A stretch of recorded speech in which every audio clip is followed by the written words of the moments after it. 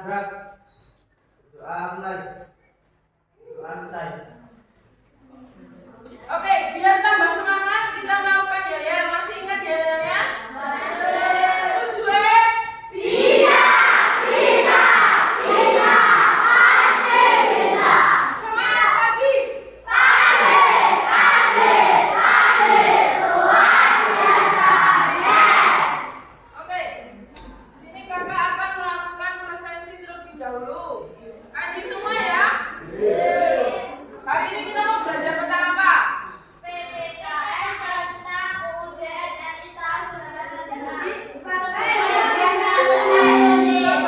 Hukum dasar tertulis. Sebelum kita belajar UGM, kita udah belajar tentang apa?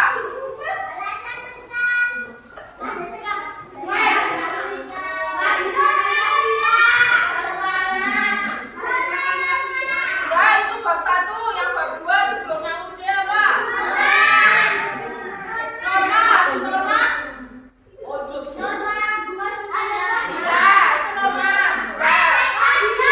Ada kewajiban. Norma itu ada 4 apa aja? Agama, kesusilaan, kesopanan, hukum. Oke, sekarang kakak kasih waktu 2 menit untuk baca halaman 41 sampai 42. Dibaca yang benar. Sudah selesai? Tadi kalian baca tentang apa? Oke, kita kerjakan fungsi uji rumah di sekolah serta di masyarakat terdapat banyak aturan. Maka dalam sebuah negara harus juga terdapat atau nah, aturan yang ada di negara itu apa? Yang tercantum di negara aturannya apa? Hukum yang wujudnya undang-undang. Berarti undang-undang itu hukumnya berarti aturan atau norma yang ada di negara adalah konstitusi sama dengan iya, norma yang tertulis. Berarti norma atau aturan negara tercantum dalam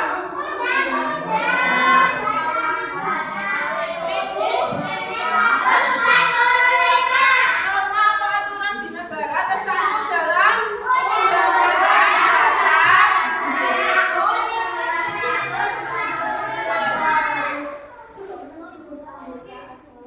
Lanjut, perlunya dasar hukum.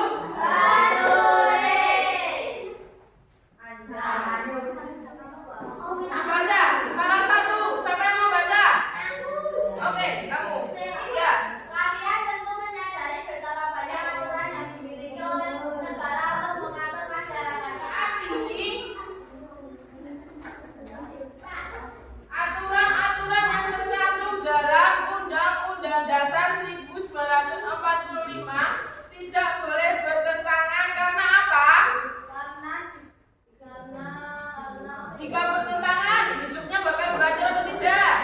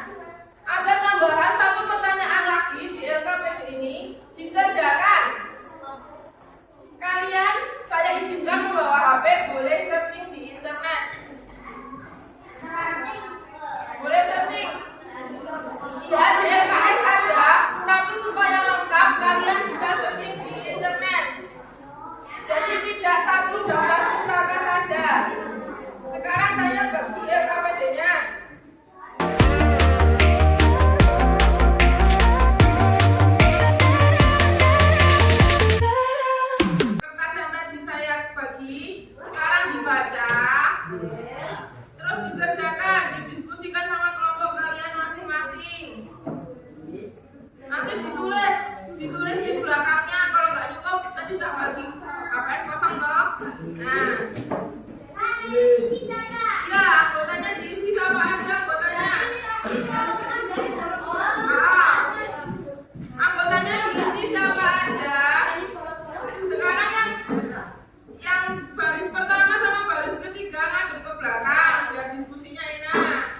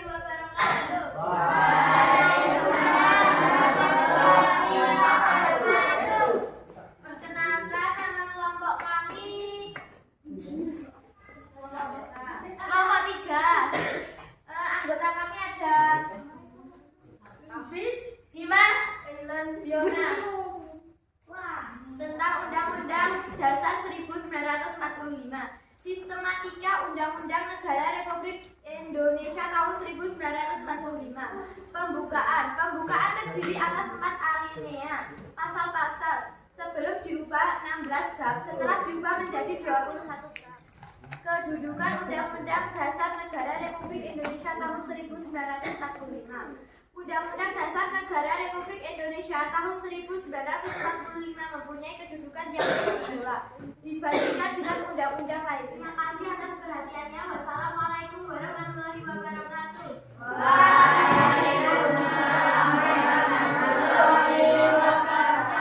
Oke, bentar, kelompok 3 berdiri dulu.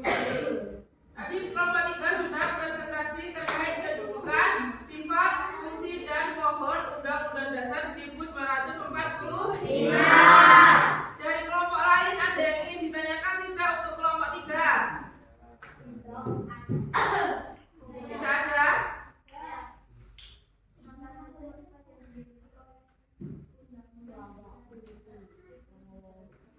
Oke, ada yang ditanya sifatnya undang-undang itu apa saja? Boleh dijelaskan lagi dari kelompok 3. Sifat Undang-Undang UUD 1945 yang pertama, tertulis rumus jelas suatu hukum yang mengikat pemerintah sebagai penyelenggaraan negara maupun meningkatkan setiap warga negara.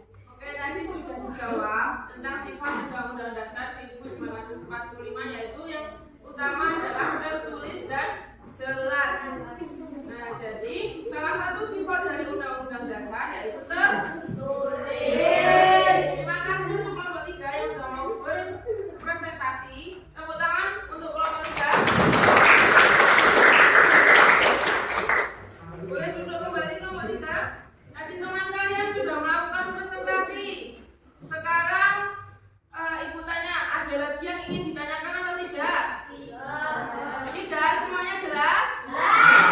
Jelas. Jika jelas, sebelum ibu tutup, ada yang ingin menyampaikan kesimpulan? Ada Kak? Ya, Mas, silakan. Kedudukan UUD Negara Republik Indonesia tahun 1945. Undang-Undang Dasar Negara Republik Indonesia tahun 1945 mempunyai kedudukan yang istimewa dibandingkan dengan UUD lainnya lembaga negara. Sudah? Oke, terima kasih. Jadi kedudukan Undang-Undang Dasar itu kedudukan yang paling istimewa. Sedangkan sifat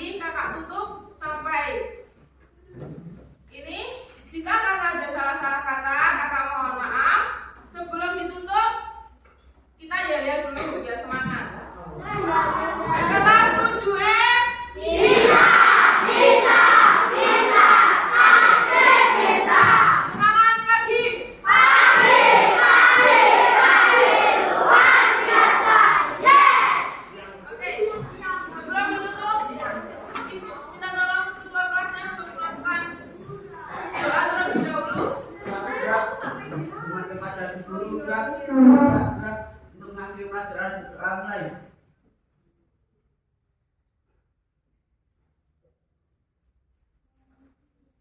Berdoa selesai.